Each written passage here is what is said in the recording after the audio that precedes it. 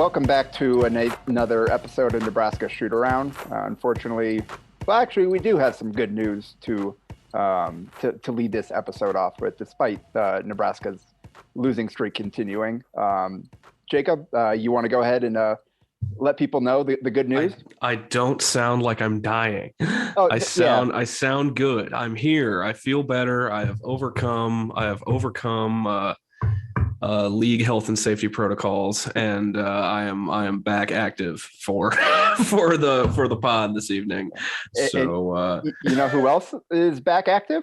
Trey McGowens. Yes, sir. The long awaited return, perfectly timed, actually, for podcast purposes. Yeah. Who knows about the season as a whole, but it appears, thanks to Trey posting on Instagram this afternoon, it looks like he had an X-ray scheduled for today, and it looks like it went well, and he has been cleared to return to action for the Huskers ahead of their trip to West Lafayette on Friday night to play Purdue. Yeah. I believe the cleared was cleared to practice. So he had not yet done that as of Wednesday. He was still doing individual stuff, as far as I know. So I don't know that I'd get super excited about what kind of an impact he'll have for Purdue if he even does play. I know we'll see if that actually does happen. Not exactly the ideal matchup to come back for the first time since November. Wouldn't matter the venue, but Purdue at Mackey Arena on a Friday night. That's a tough one to jump right back into. So but regardless of when he's actually able to get out there and play starters minutes, it's just great to get him cleared so that he can actually play some basketball and really start working back towards 100%. Huge for this team. I think we've talked about it multiple times so far this season, just in games where we particularly felt his absence and felt that he could have made a difference. I know NC State in particular comes to mind. I think he probably could have gotten out of that Ohio State game with the win if you had Trey to kind of put on Branham when he was cooking there for a while, and take away some of those drives to the rim. And I think a bucket here or there, one more stop, and they win that game. So those are two games that instantly jump to mind as far as ones that I think that Trey could have made the difference in the final result. And I'm sure there's others. Obviously, we're not counting on him to come in and instantly fix the offense. He had his own kind of offensive limitations from what he's shown through his first 3 years of college, but he does offer a different kind of option on that end in terms of somebody that can get downhill and can attack off the bounce a little bit better than a lot of the other guys who are mostly spot up guys and off ball players. So that gives you another option, gives you another ball handling option besides just Alonzo Verge and Kobe Webster and Bryce McGowens.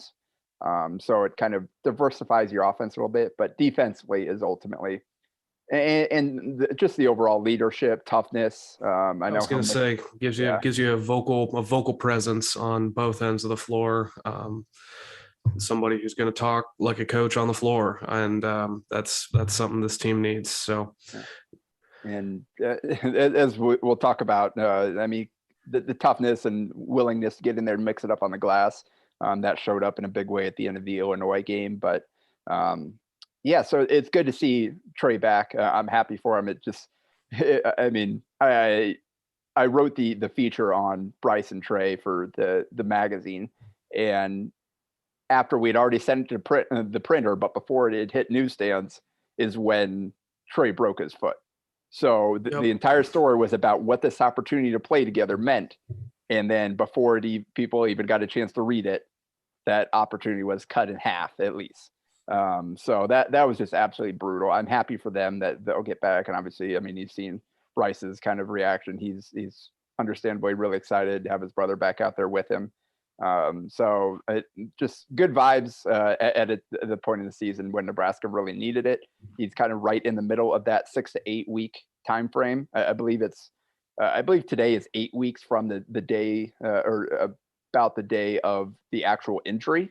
So we're right in the kind of the projected timeline. So things have progressed well, and now we have to see how long it takes him to work off the rust, get back up to game speed, kind of get the shot honed in. And obviously that's some of what he's been doing. You see him out there even on the scooter getting shots up there before games all the time, which was pretty funny. But yeah, so that's good news, and it's something that Nebraska desperately needed because their struggles continue. And we'll briefly start with the Rutgers game, which we're going to talk about that briefly because there really wasn't anything worth breaking down in that game. It was just a 40-minute beatdown.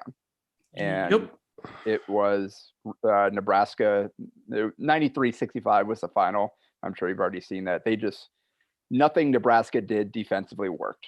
Rutgers just scored at will, and it was basically that simple. In the second half, they shot 8 of 10 from 3, which is absurd, but a lot of those were wide open. It just every single time Rutgers had an answer. And this is not a good offensive team. It's pretty mediocre.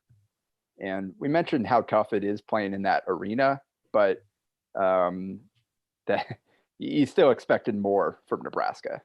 And you got a pretty decent Bryce game. I think he's shown some signs recently of some signs of improvement and just in terms of shot selection and the ability to get downhill and all that. But Derek Walker, I mean, just pretty average game by his standards, 12 points on 6-11 shooting, which actually dragged his shooting percentage down quite a bit. He had a good CJ Welcher game, but ultimately offensively it didn't matter. It was all defense, and they just could not get stops to save their life.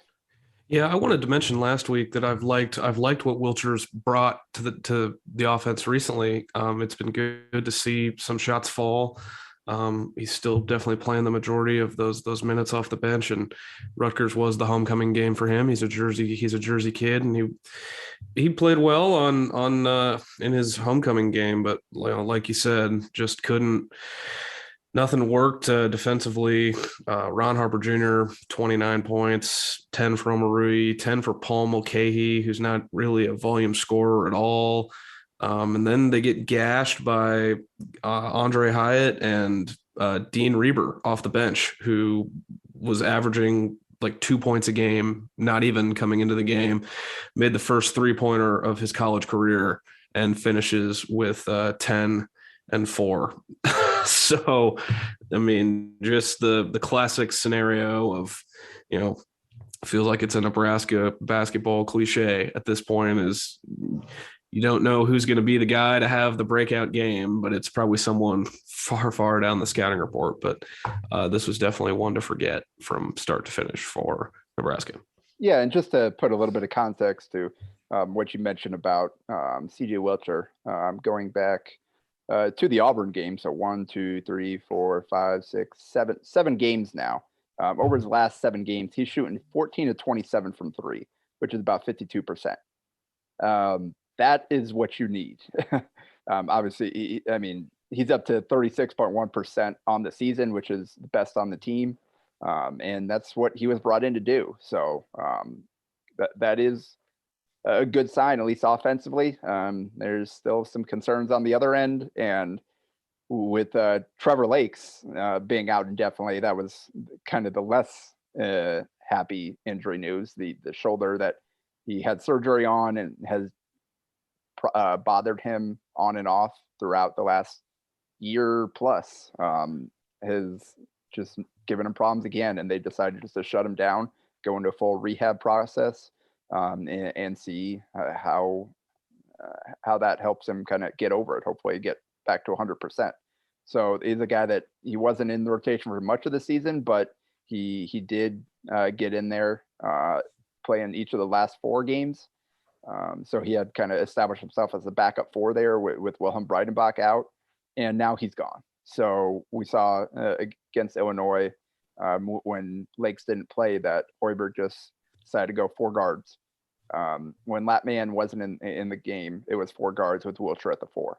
So with that being the case, Wilcher is going to be even more important. And if you're going to play a guard at the 4, you better shoot the ball well to kind of offset whatever you're giving up on the interior. And he's at least doing that for the most part.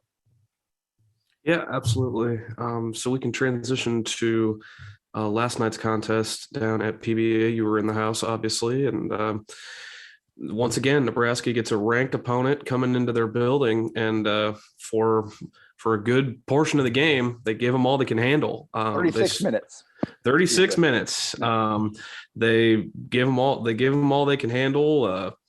Started off hot once again, shooting the ball.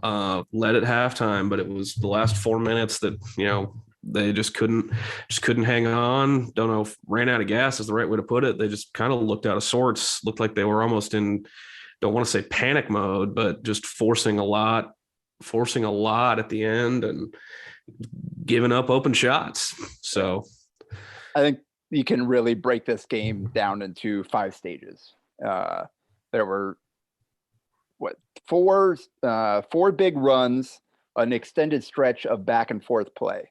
And that ended up two of the runs were Nebraska's, 2 of them were Illinois, but Illinois made the final run to get the win. So we'll go in depth more on what these actual runs, like how they happened, but sorry about that. And they got out of the gates 16-4, just lights out. Then things fell apart 27-7 Illinois over a long time. Nebraska went 7.5 minutes without a field goal during that stretch. Then credit to them, they righted the ship and closed the first half on an 11-0 run in the last few minutes to take a 34-31 lead into halftime. The first 60 minutes, second half, back and forth. Neither side was able to make one of those big runs. Each time a team had an answer. I think that the longest stretch was an 8-1 push by Illinois to kind of take the lead, and Nebraska rallied to tie it up. So it was all tied up at 65 all at the under 4 timeout. And then things kind of fell apart, and Illinois outscored Nebraska 12-2 to build up a 10-point lead, and then just kind of hit their free throws at the end to hold on to that advantage. So that is kind of the story of the game. Real quick, we can look at each of those runs a little bit more. Nebraska, so first possession, they got a lot of movement. The ball got into Derek Walker. He attacked Kofi Coburn and just kind of had the ball hang on the rim, and it bounced out. After that, they hit their next 6 shots, 4 of which were threes. And they were some really good possessions and also some good shot making. Second possession, Walker's stopping Kofi Coburn in the paint led to a fast break opportunity. Verge got a piece of the paint and kicked it out to Latman, trailing for a 3, knocked it down. Great possession. That's more of what Hoiberg wants to see. That's what it's supposed to look like when things are going well. Third possession, they got it into Derek Walker. He faced up, attacked Kofi, and went in and scored on him. Credit Derek Walker. He was not afraid of attacking Coburn. A couple of times it didn't go well for him, but for the most part, I think he more than held his own in that one-on-one battle. I absolutely agree. I definitely agree. And I'll just say this: I'll give a lot of credit to the way Nebraska was pressuring the ball early in the game. I mean, it was phenomenal. It was defense leading to offense, like you just mentioned, with the pressure leading to the fast break, and they were their closeouts, that everything, all their ball pressure early on was excellent, and it was good to see. It was good to see Lat have shots fall for Lat. Casey started hot, and Bryce actually made his first 3. I mean, it was just about as ideal of a start as you can imagine. Yeah, and the next possession, it was Casey taking a little handoff from Verge, passing it up to Derek Walker, and then following it for another handoff. And defender went under, was trailing, and he just caught it and knocked down the 3. Fifth possession, Bryce McGowens block at the rim by glass and a layup led to another transition opportunity. And it kind of put Illinois on its heels. They didn't get a straight transition shot, but it got the movement going well. And then Bryce just catch and shoot 3 out on the wing, knocked it down. Sixth possession, another inside of Derek. He attacked and scored on Coburn, 1-on-1. Seventh possession, Trent Frazier missed a tough 3, which led to another Nebraska transition opportunity. Verge pushed it again and hit Tominaga on the trailer for a 3. And it was kind of semi-contested, but he'd already hit one, stepped right into the shot and knocked it down. So there it is, 16-4 with 4 made threes. a lot of it started on the defensive end. You got some really good opportunities, and guys went out and made shots. And then the next shot, this is kind of where it fell apart.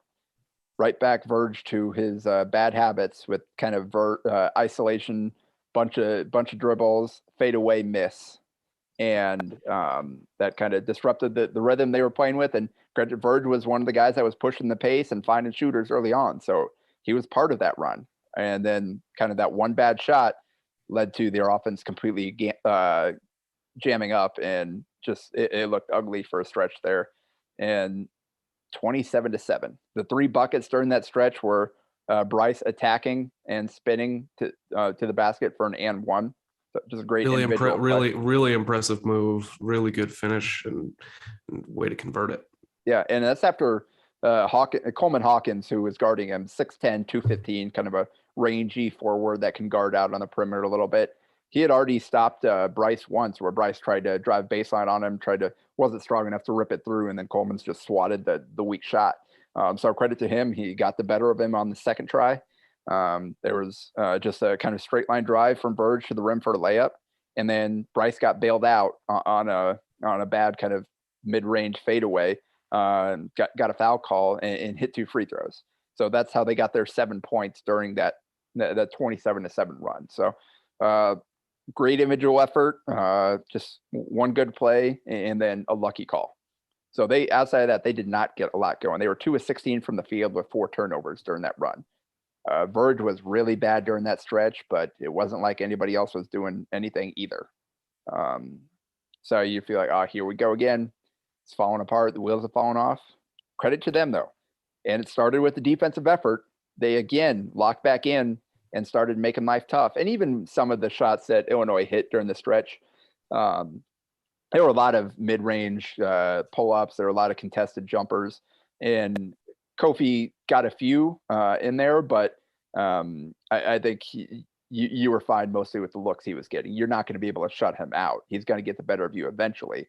But they made him work for all he got. So it wasn't necessarily like Illinois was just getting layup after layup. Nebraska's defense was still okay.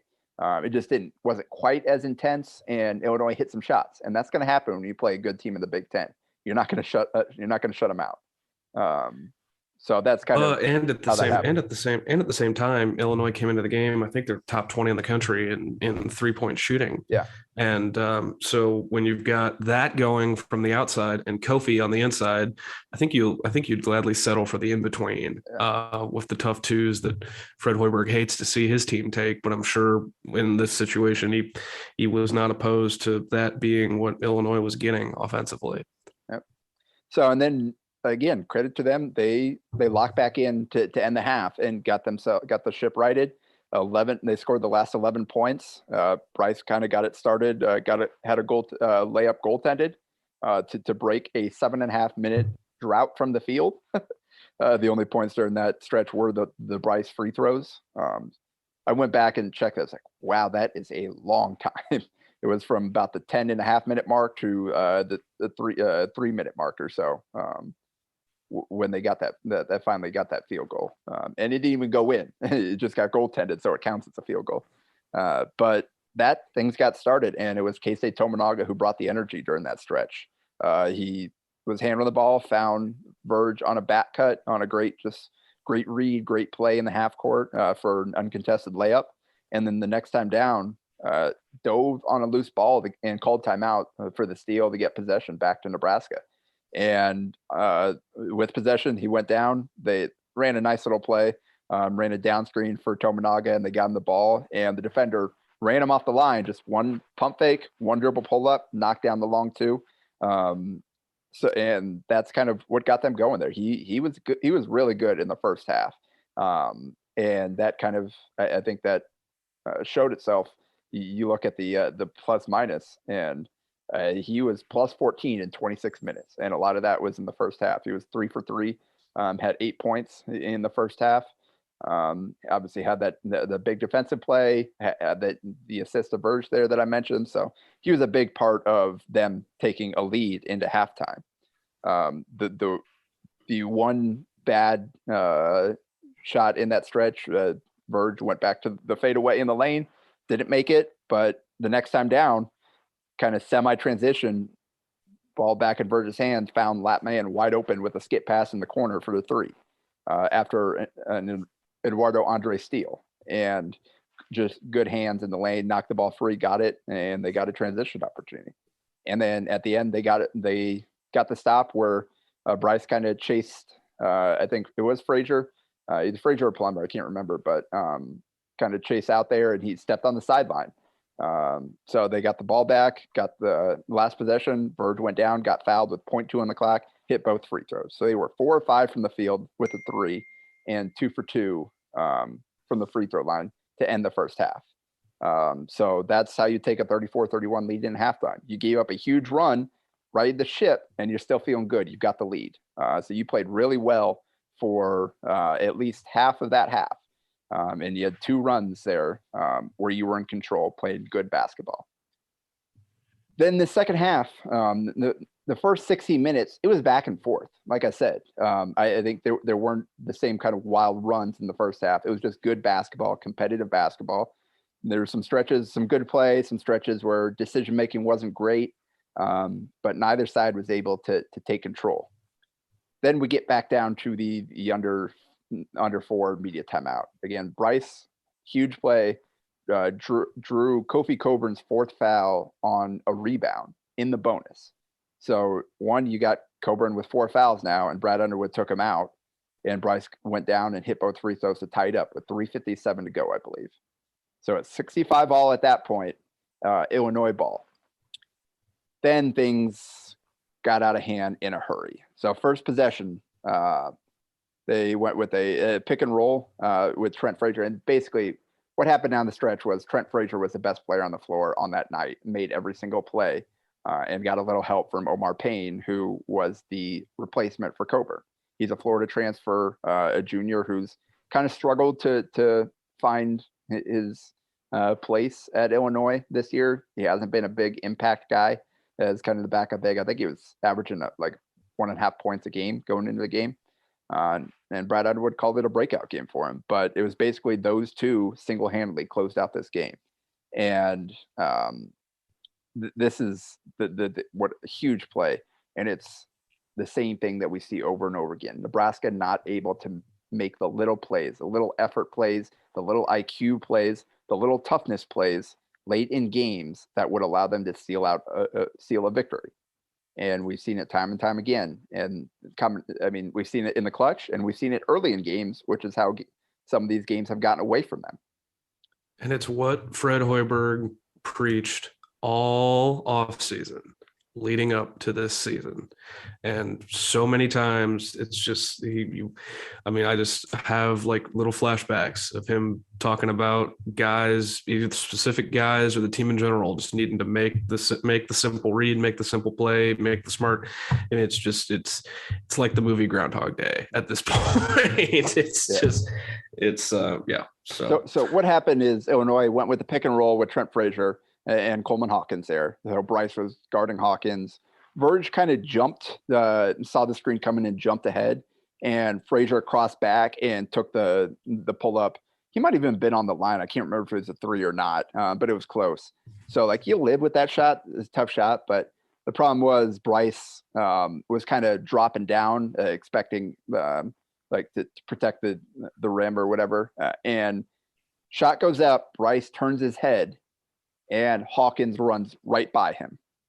And we've seen that happen a lot with Bryce. We've seen it with basically almost everybody on the team that defends on the perimeter. And right to him, tipped it up, missed it. And at this point, it felt worse because like in the moment watching, he got 3 chances. He tipped it up once, missed, tipped it up twice, missed, 3rd time, got it back in and go. At that point, there was nobody in position to even get to him. So the fact that he tipped it up real quick 3 times, like it feels worse, but ultimately the problem there was the Bryce initial box out. After that, nobody else could make a play. Bryce ended up falling down in the lane there on the first shot attempt, trying to get in the mix there, and Derek Walker was battling with pain. And so there just was no one in position to make the play because Bryce didn't get the initial box out. So you give up a putback on a possession where things you couldn't have asked for a better shot, long two, contested, whatever. So you fall behind 67-65. You go down, and Bryce runs a pick and roll, and they've got Payne and drop. He gets his defender behind him, goes and attacks, and this is where the lack of strength kind of comes into play. Instead of going into him, getting his shoulder into his chest, and going up and finish at the rim, Bryce tried to extend, to go wide, kind of round out his drive, try to go wide and extend and try to finish off the glass. And Payne was free to go up, and he pinned it. It's a great defensive play, but again, Bryce kind of let him off the hook a little bit with the way he chose to attack in that play and not to create any of contact and not to go directly to the basket. So great defensive play, but that's a play where I think a few years down the road, Bryce is getting to the rim and finishing that thing directly at the basket and not giving that a chance to get blocked. But there you go. So that's you give up an extra possession and 2 points, and then you have a layup literally wiped off the board. And they went down, and again, Frazier and this time Omar Payne pick and roll. Zoe died on the screen. I don't know if there might have been communication there. He didn't really anticipate, wasn't ready, just kind of died on the screen. I don't know if Walker called it out or not, if he heard him or not. Walker was kind of showing passively. He wasn't in drop, but he wasn't aggressively hedging either. He was just kind of showing. And CJ Wilcher on the backside didn't tag. He was kind of glued to his man, who is Hawkins, who you'll be okay with if he's going to be taking a three in that moment. And Frazier just makes the right decision, throws up the lob to Payne, and it's a dunk. And suddenly you're behind by 4. And again, that's one where just a complete breakdown in communication and defensive anticipation and everybody doing what they need to do. Wilcher has to tag that roll. Walker has to call that out and make sure Verge is ready so that he doesn't die on that screen. And that's a failure on all three. It's failure 3 ways there by those 3 guys. You got to have better effort, better communication, better understanding of what you need to do in that moment. And they didn't have it. For those of listeners of ours who may not know what you're saying when you're talking about Walker not being in drop or not, you want to tell them what that means in basketball nerd terminology. Yeah, so there are different ways to defend a pick and roll. Drop coverage is basically where the big man does not leave the paint. He's hanging back. What you're trying to do is get the guard defender to kind of chase his man off the screen into the big man who's waiting, whether that or force a kind of like a pull-up mid-range shot. It's the idea is to protect the rim, to not allow the lob to the rim, not to allow a straight line drive to the rim. And that's what Payne was doing on Nebraska's pick and roll. He was in drop, ready there to take away the layup. And Derek Walker was not in the same position. And they were able to hit him for the pick and roll because, again, tagging is when the backside defender guard on the perimeter helps off his man in the corner and helps down onto the big, make sure he doesn't get a free roll to the rim where they can just pass to him for the dunk. So that's kind of the easy explanation of the terminology there, where they didn't do any of that. So they just made an easy alley-oop dunk for Frazier. It was not a hard decision at all. He did exactly what he needed to. He's a 6th year, I think, did he redshirt? Fifth year, super, fifth year, but they were still calling him a super senior. Yes. Yep. It's 5th year of playing college basketball.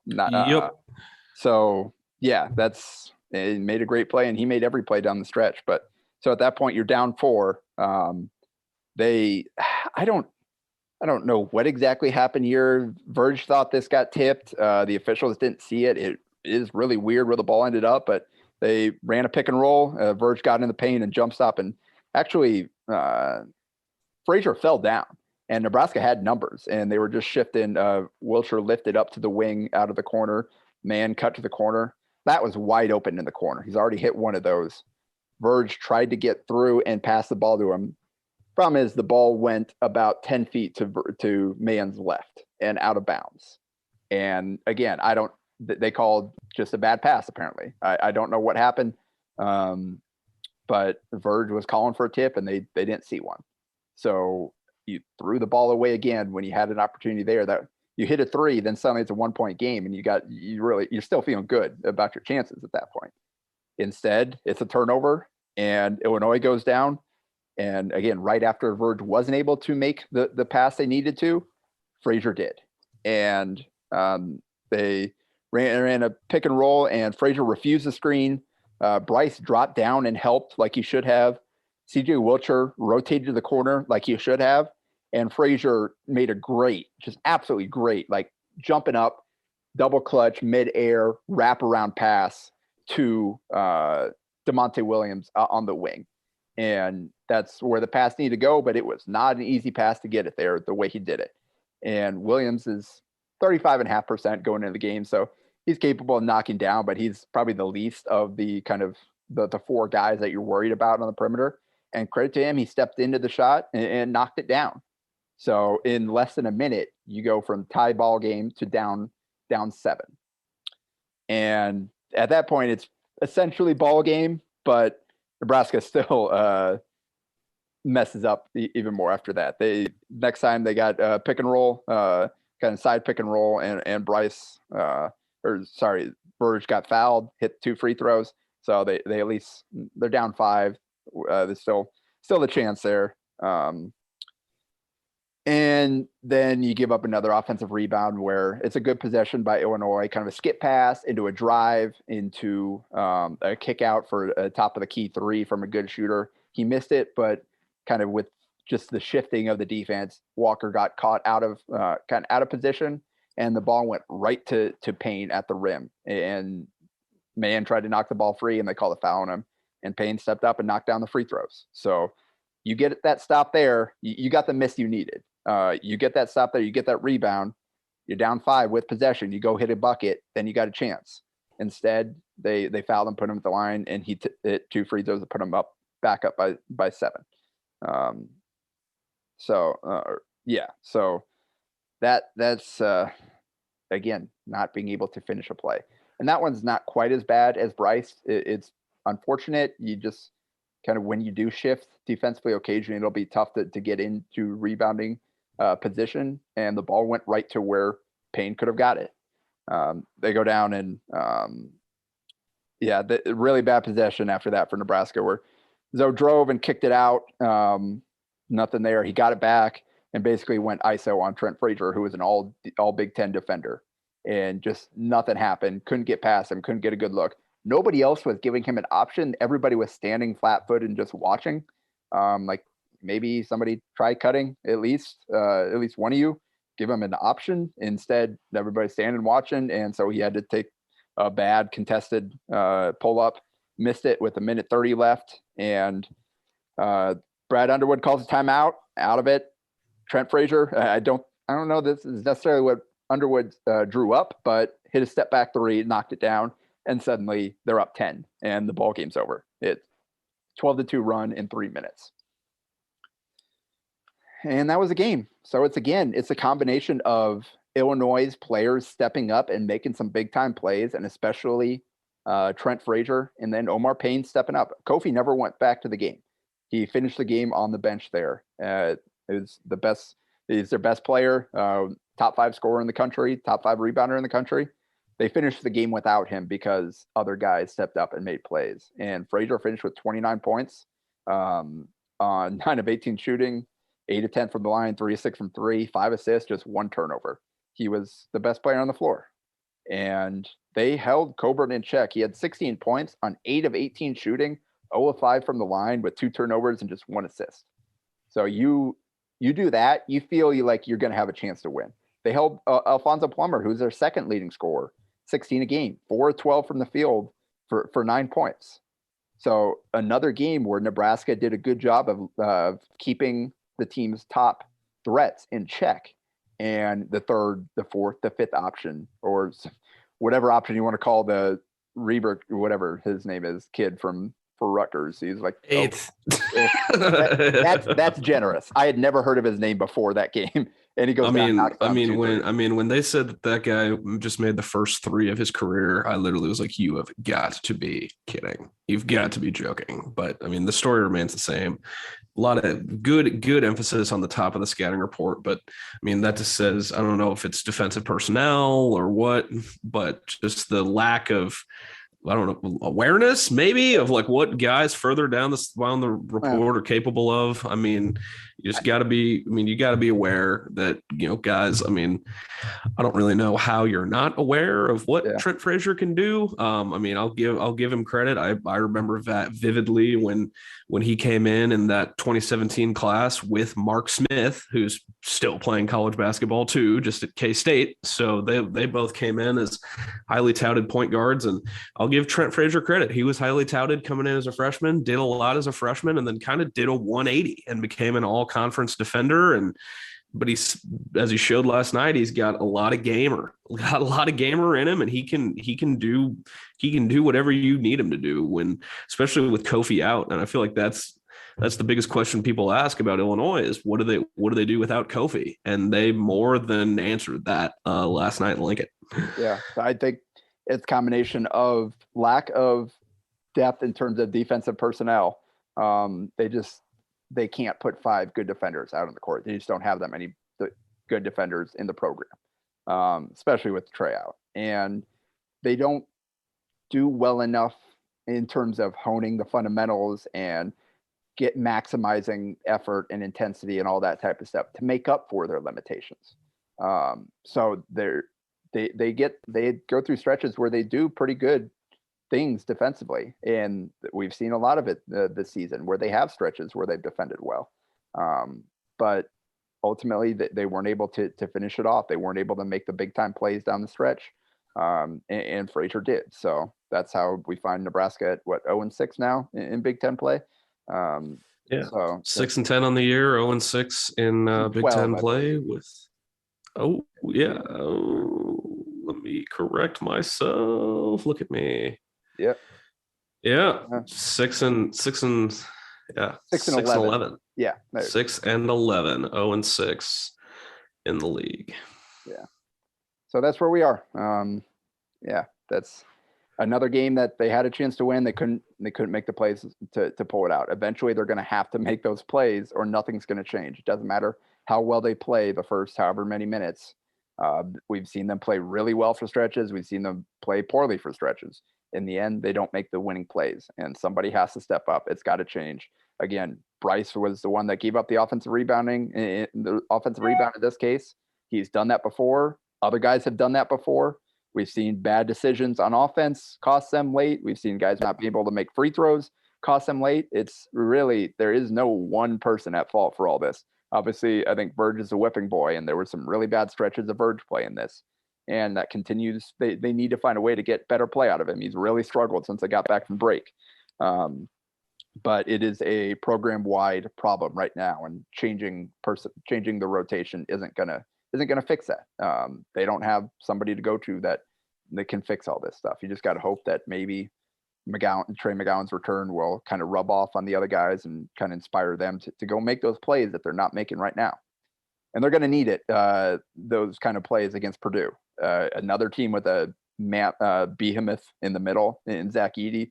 And obviously you could even say two behemoths down below. And I was going to say, and Travion Williams, who is a very large man in his own right, and a little bit more skilled than either of Coburn or Edey, just in terms of what he's able to do with the ball in his hands as a passer, a little bit off the bounce, and then as a post scorer too. So that's going to be really tough. They got shooters around him. Purdue's a top 10 team. They've shown some cracks defensively in recent weeks, but they're still a really good team. And Nebraska is going to have to put together a full 40 minutes. You can't get away with if you give up a 27-7 stretch against Purdue on Friday, then you're losing that game by 20. It's that simple. It doesn't matter how well you play outside of that. You've got to be locked in. You've got to make the toughness plays for 40 minutes to give yourself a chance. Yeah, absolutely. And, with the struggles Nebraska's had on the road, the fact that this game is not at home also just makes the task even that much taller. It's something I've repeated ad nauseum on this podcast. Mackey Arena is my favorite road venue in the Big Ten. I'm sure it'll be jumping on a Friday night for a 5:30 tip. And if Purdue gets hot and gets rolling, that place can get raucous, very fast. The student section is right on top of the visiting bench. I mean, it can escalate 0 to 100 very fast. And then after Purdue, they get another shot at Indiana, their first rematch of Big Ten play. So Trey McGowens gets back just in time to get that matchup with Xavier Johnson that he talked about a lot in the offseason. Two former Pitt teammates going to get the chance to go at each other Monday night at PBA. Those are the next two games on deck. And those will be the two games we're talking about when we come back and talk next week. Yep. I think we'll cut it off here and just kind of wait to see what this thing looks like with McGowens in the lineup before we spend any more time breaking things down. We know what this team is at this point. Just got to hope that there's a ripple effect of Treys return and ultimately that they'll be able to find something and progress over the second half of the season. They've a lot of missed opportunities at this point, and they got to start taking advantage of those, or it's going to be just as bad or worse as what we've seen the last 2 years. So again, we'll have coverage. I'm heading down to Lincoln on Thursday to hear from Hoiberg, kind of get more of an update on McGowens and kind of what that picture looks like. So stay tuned to hailvarsity.com. Follow me at Jacob Bigelow _. Follow Bigelow at _Bigelow. And we will talk to you again next week.